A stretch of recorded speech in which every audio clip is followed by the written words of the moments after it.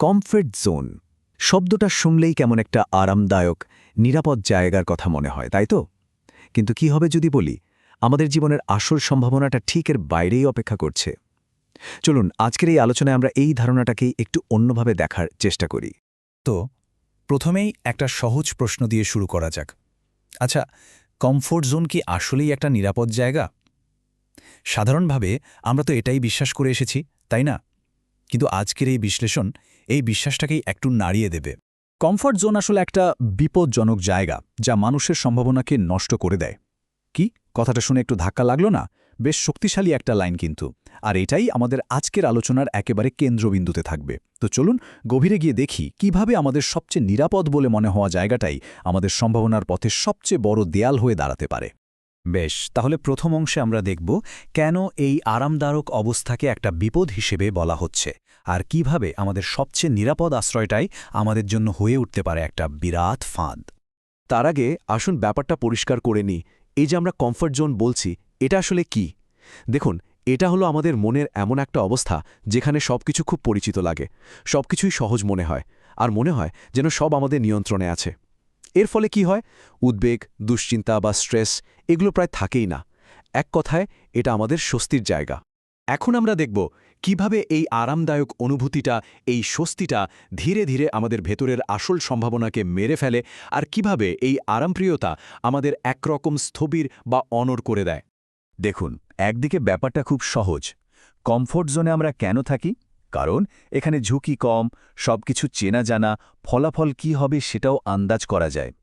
কিন্তু এর ঠিক উল্টো দিকের বাস্তবটা কি? সত্যিটা হলো এখানে কোনো গ্রোথ নেই। ভেতরের যে আসল পোটেনশিয়াল সেটা ব্যবহারই হচ্ছে না। আর সময়ের সাথে সাথে যে কোনো কঠিন পরিস্থিতি সামলানোর ক্ষমতাও কিন্তু কমে আসছে। মানে এটাই হচ্ছে আরামের একটা মায়া বা ইলিউশন। তাহলে আসল কথাটা কি দাঁড়ালো?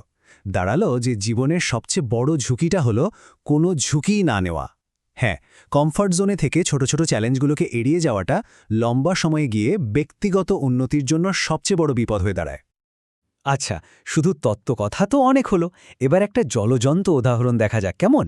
ডেভিড গগিন্সের গল্পটা ঠিক এই ধারণারই একটা জীবন্ত প্রমাণ। তার জীবন কাহিনী দেখলে বোঝা যায় যে কমফর্ট জোনে দেয়াল ভাঙতে পারলে ঠিক কী অর্জন করা সম্ভব। ৩০০ পাউন্ড ভাবা যায়?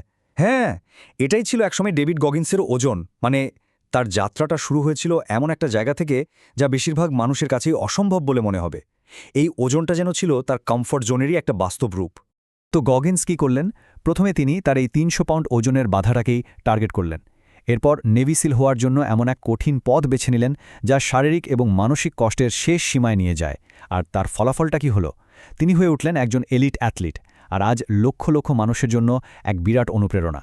তার পুরো জীবনটাই যেন একটা জলজন্ত প্রমাণ যে অস্বস্তি আর কষ্টের পথটা পার না করলে আসল সাফল্য আসেই না। গগিন্সের গল্প থেকে সবচেয়ে বড় শিক্ষাটা হলো আমাদের ভেতরের সম্ভাবনা কোনো বাঁধা ধরা জিনিস নয়। এটা এমন কিছু যাকে সংগ্রামের মাধ্যমে লড়াই করে তালা খুলে বের করে আনতে হয়। আরাম করে বসে থাকলে সেই সম্ভাবনা তো চিরকাল তালাবন্ধই থেকে যাবে। আমরা আলোচনার একদম শেষ পর্যায়ে চলে এসেছি। এখন প্রশ্ন হলো, এই যে এত কথা হলো, এই উদাহরণ দেখলাম, এখান থেকে আমাদের নিজেদের জীবনে কাজে লাগানোর মতো শিক্ষাটা কি?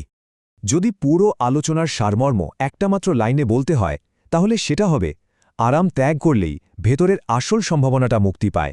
কারণ উন্নতি আর সুস্থি এই দুটো জিনিস আসলে একসাথে চলতে পারে না, যে কোনো একটাকে বেছে নিতেই হয়। শেষ করার আগে এই একটা প্রশ্ন সবার জন্য রেখে যাচ্ছি। আমাদের নিজেদের কমফোর্ট জোনের বাইরে ঠিক কী অপেক্ষা করছে? হতে পারে এমন কোনো শক্তি বা সম্ভাবনা যা এখনও আবিষ্কারই করা হয়নি। আর সেই উত্তরটা খুঁজে বের করার দায়িত্বটা আমাদের নিজেদের।